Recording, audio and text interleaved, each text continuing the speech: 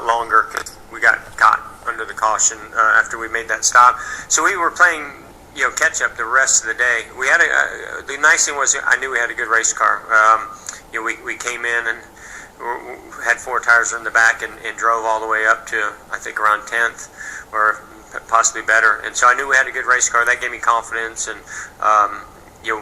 Then it was just all about trying to get the strategy right. And I actually made another mistake because I thought they said if nobody comes in, come in. So I came in when nobody else came in, and he actually said if everybody comes in, come in.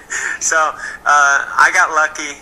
We got lucky. That one actually worked in our favor because we got 4 tires and fuel, and then we were able to just come in and put 2 tires there at the end and come out in second or third. So that was a good day for us. Car was good, and finished third. Man, we're happy with that.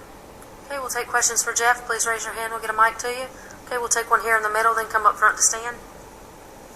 Brett Williams, Speedway Digest. How did you like the right front tire used in today's race? And would you like to see it ran at more tracks next season where a lot of issues occur with that? Well, you got to understand, every track is different and every surface is different. And so, the biggest thing that I have going on right now with repaves is talking to the companies that pave these racetracks and talking to them about looking at the surface. It's not a Goodyear issue. Goodyear's doing the best they can. They got a tough job. These surfaces are too smooth, and we don't want bumps. I'm not talking about bumps. I'm talking about the abrasiveness of the racetrack. It doesn't dissipate heat, doesn't wear the tires, and all it does is cause friction and heat and failures. And then Goodyear has to build a very hard, durable tire. I applaud their effort for trying to do this dual tread zone, whatever you want to call it. For me, the issues weren't as treacherous for me. The grip level wasn't as good as I would like it to be, and the fall off wasn't as much as I'd like it to be. But it's some guys that seem to set their car below freer had bigger issues on the restarts than what we did. Our car's a little tighter, and so my car actually would take off halfway decent on restart. Didn't get up to speed good, but it was at least comfortable. So, to me, it's really the surface. We're paving these racetracks with what we're paving new highways with. This is not a highway. This is a racetrack, and it's a race car and a racing tire. It needs to be looked at differently, and we have the same issue in Phoenix. Darlington, we've had the same issue. Every repave that we've had over the last 6-7 years. Okay, we'll take our next question up front from Stan, then we'll go to the press box. Jeff Stan Creekmore with RPMtonight.com. And I'll say this carefully. You always do, Stan. I appreciate it. I'm listening. Over the course of the year, you look to have become the driver you were again back in the early 1990s. It's like you're far more enthusiastic than you've been over the last couple of years. And today's effort seemed amazing as well. Are you feeling more confident with each race this year? Oh, yeah. It's not this year, though. Earlier this year, I was probably as frustrated as I've ever been in a race car. We just were missing something. And then the times when we hit on it, like Texas, for instance, and we had a failure at the left front hub, and we've had a tough year. Last year was tough enough, and then this year, I thought that we'd gotten all that out of our system, and we didn't seem to have. But I tell you what, we never stopped working and trying to get the cars to suit my liking.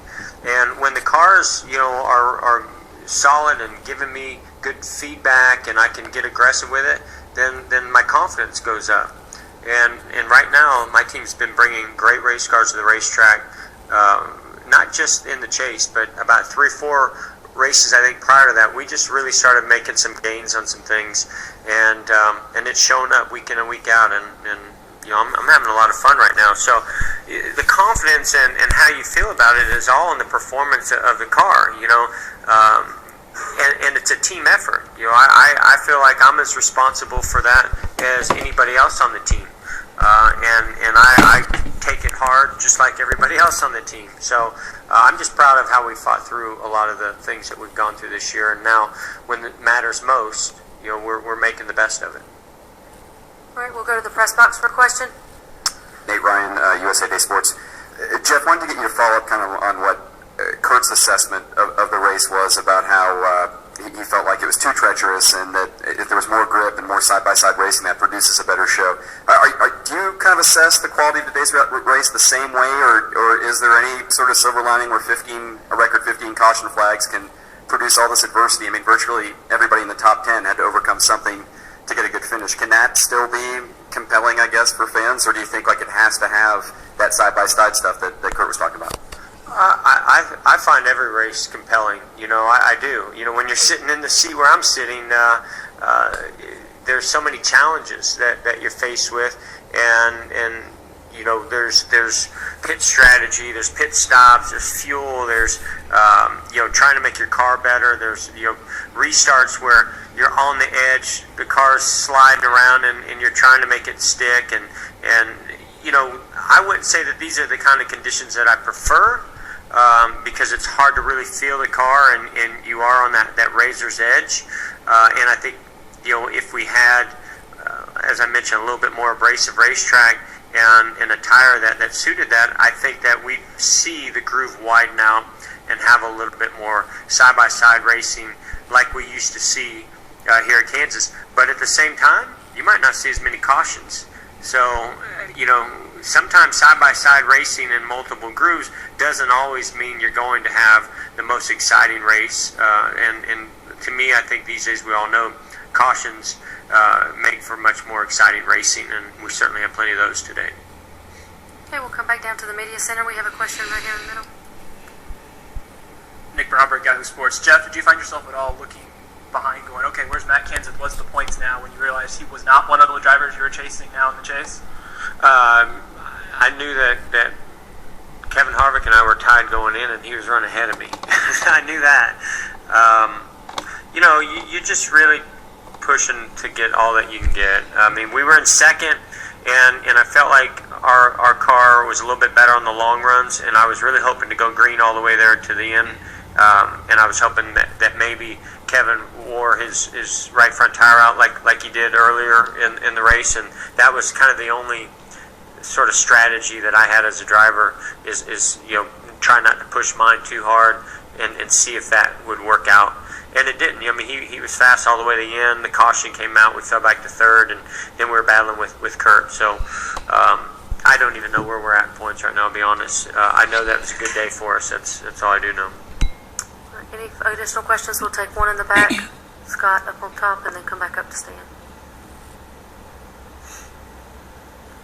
Jeff, I guess you guys are okay, but could you take us through that sequence of events with you and Kirk? And another follow-up question, can you tell me what percentage you guys were running throughout the race up till that last 20? Was it 80%, 75%?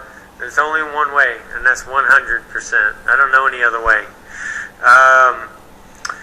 Let's see. I think that, first of all, with Kurt, I mean, it was really just hard racing, and I was fine with all of it up until he drove into my door on the back straightaway. There was just no reason for that.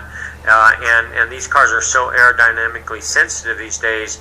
Every little thing like that makes a difference. And when he did that, my car all of a sudden just started pushing really, really bad. And luckily we got to fix it on the next couple of pit stops. And I just wanted to let him know my side of what I saw, and hear his side as well. I wasn't trying to get in a fight or anything, but we kind of agreed to disagree. And Kurt and I get along fine. And I just wanted him to know that, have a better reason than that to run into the side of my car. Okay, I think we have one up front with Stan. You're not worried, are you? Charlotte. Worried about you, Stan? Never. Charlotte, mile and a half. Kansas today, mile and a half. How different, though, is the challenge going to be next week versus this week? Well, I mean, to me, this is one of the tracks I was, really worried about. And again, it's the repave. When they repaved this track, it just didn't suit my style, and we really struggled. And I spun out qualifying here. So to come out of here with a third place finish, boy, I'm excited because we ran really good at Charlotte earlier this year, and I think our mile and a half program has gotten so much better since then. So the big challenge is qualifying. We got to qualify strong at Charlotte, and I know we're going to race good there. So I'm looking forward to next week. Final questions for Jeff? Jeff, you are fourth in point standings, 32 points back from Matt. Thank you. Any other questions? Thank you very much. Good. Congratulations on your run today.